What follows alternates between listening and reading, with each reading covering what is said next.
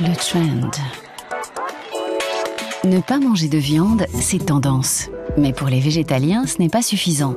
Ils renoncent à tous les produits d'origine animale, y compris les œufs, le lait et le fromage. C'est possible ça? Mais oui, bien sûr. Le bâtonnet de tofu est un ingrédient important. Mais il y a aussi des légumes variés et toutes sortes d'herbes aromatiques. Les plats végétaliens peuvent être délicieux. En tout cas, ils sont de plus en plus appréciés. Dans les grandes villes, un nombre croissant de citadins attentifs à leur alimentation échangent des recettes. Les libraires se réjouissent du succès des manuels végétaliens.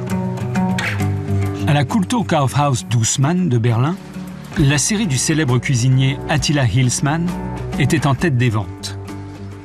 Évidemment, c'est exceptionnel qu'un livre de recettes devienne un best-seller. Le film Live and Let Live éclaire les coulisses de cette mode. Le DVD qui vient de sortir nous parle de végétaliens convaincus en Europe et aux USA.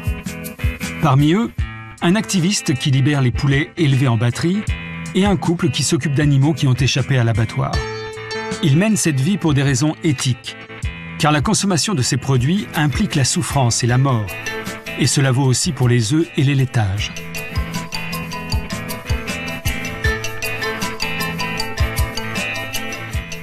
Les vaches laitières doivent mettre au monde des veaux qui leur seront arrachés dès la naissance. Les poussins de sexe mâle, immédiatement après l'éclosion, sont broyés ou gazés parce qu'ils ne peuvent pas pondre. J'ai un jour compris qu'il ne suffisait pas d'arrêter de manger de la viande en acceptant la souffrance des animaux liée à d'autres produits. Lui non plus n'en voulait plus. Ce grand cuisinier de l'Oregon aux États-Unis était autrefois chef d'un restaurant gastronomique. Dans la cuisine de mon restaurant, j'ai tué des animaux de mes propres mains, par exemple des lapins. Si quelqu'un comme moi peut devenir végétalien, tout le monde peut. Il est désormais plus facile de trouver des produits végétariens. Par exemple, dans les supérettes Vegans, qui sont de plus en plus nombreuses en Europe. À Paris, une nouvelle boutique s'est ouverte en début d'année.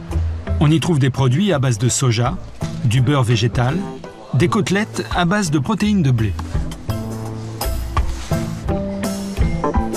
Le concept a été inventé par le Britannique Donald Watson. Le film nous raconte comment, il y a 70 ans, Watson a fondé à Londres, avec 7 adhérents, la Vegan Society, devenue une puissante association qui éditait son propre journal. Pourtant, à l'époque de Watson, il n'y avait pas de poulet élevé industriellement. L'élevage en batterie ne jouait pas un grand rôle. Il était évident de consommer de la viande, comme aujourd'hui. Personne ne fait la relation entre le morceau de viande qu'il a dans son assiette et l'animal vivant. Manger de la viande suppose de mettre en place un mécanisme massif de défense. C'est ce que nous explique dans le film la psychologue Melanie Joy. Si nous consommons de la viande, ça veut dire que nous refusons de réfléchir à ce que nous mangeons et que nous ne laissons pas de place à notre sensibilité. Il est plus que probable que lorsque nous mangeons un steak, nous ne pensons pas à la vache vivante et que nous mettons de côté tout ce qui pourrait susciter un dégoût. Si nous refoulons nos sentiments, nous ne sommes plus capables de voir que nous avons le choix de refuser de consommer. Pour le cuisinier Aaron Adams, la conversion s'est faite brusquement. Et il a ouvert sur le champ un restaurant végétalien. J'étais en train d'ingurgiter une pizza bien grasse, du genre bon marché, avec une portion de viande et une garniture de fromage. Et tout à coup, j'ai pris conscience de ce que je mangeais. Je ne pouvais me détacher de cette image. Je voyais une énorme vache qu'on était en train de mettre dans un immense hachoir. J'ai dû vomir. Je me suis réveillé de mon cauchemar et c'est là que je me suis converti. Les baies de goji, les fruits secs, les produits dérivés du soja sont délicieux. Peuvent-ils remplacer les protéines animales? Les nutritionnistes répondent oui. Tous les instituts diététiques recommandent de manger plus de fruits, des légumes frais, du blé complet, des légumes secs, des noix et des graines. Nous pouvons trouver dans les plantes tous les éléments nutritifs dont nous avons besoin. Ça doit marcher aussi pour les athlètes. Dans ce film, nous observons le grand coureur cycliste américain Jack Lindquist. Quand il s'entraîne, il brûle 5 à 6 000 calories par jour qu'il tire exclusivement d'une nourriture végétalienne.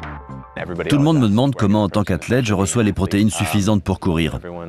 C'est une erreur de croire que quand on ne mange pas de viande, le corps manque de protéines, qu'on dépérit et qu'on meurt. Depuis que je mange végétalien, je retrouve plus vite mes forces et j'ai même plus d'énergie. Je mange mieux et je me sens plus propre. Si les végétaliens sont encore en minorité, leur mode de vie attire des cercles de plus en plus étendus. Tous âges et tous milieux sociaux. Beaucoup de restaurants végétaliens ont ouvert, comme Lucky Luke à Berlin. Peut-être le début d'un vrai mouvement ?